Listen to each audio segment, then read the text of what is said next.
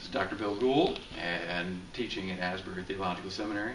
Bill, when you think about orality and some specific training contexts, how do you see it in a specific example changing the way we do training and its impact? My window to orality really comes through three people. One is a professional colleague, one is a Kenyan who is not a member of the Samburu tribe, and the third is a Kenyan who is a member of the Samburu tribe. Through those three persons, this whole thing of orality has reached out and grabbed me and has spoken to me and almost said, Bill, there's something here you need to see. As I've gotten into this thing, it has caused me to really readjust my thinking. I went to Kenya, and the first thing, Chuck, that I noticed was people did not say, what do you think about something? They asked me this question: how do you see us? How do you see Kenya? How do you see Samburu? I then had the wonderful experience of working with trying to produce, although the method at Horrell, the product was written, a hymnal. I worked with 4 Kenya women, Samburu tribal members, none of whom was able to read or write.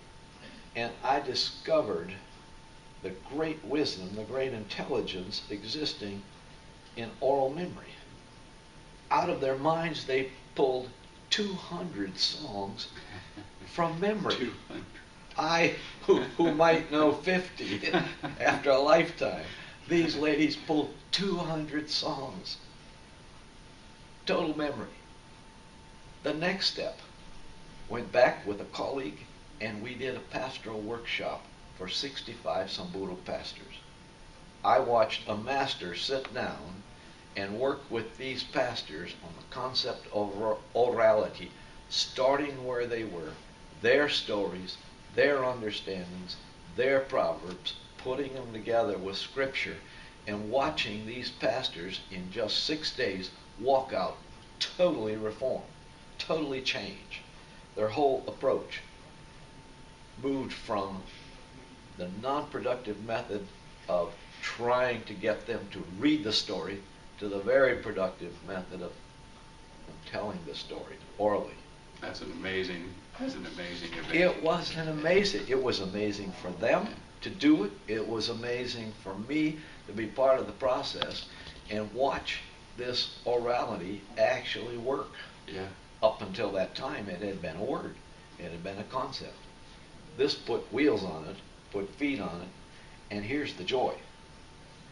Within 3 days of leaving that conference, 65 Samburu pastors learning this method of telling story, starting of course with Bible stories, but their pattern was the whole process of growing up telling stories as children. They were just taking what they could do and using scripture as a new way of doing it. Within 3 days, phone calls, cell phones began to come back.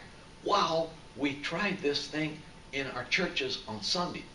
Pause and say, they left on Monday. Sunday they were in their churches doing it. Sunday afternoon, phone calls began to come back. Wow, this thing really works. Chuck, I could have wept with joy. That's great. I remember Jesus halfway through the disciples' training, sending them out for a little trial run. And he sent them out 2 by 2. They came back reporting, wow, the devil's fled. This thing works. And it's one of the few places in the New Testament, in the gospel records, where Jesus laughed and rejoiced. That's great. It worked. So it's been a great thing. Yeah. It's been a great thing. Well, thanks for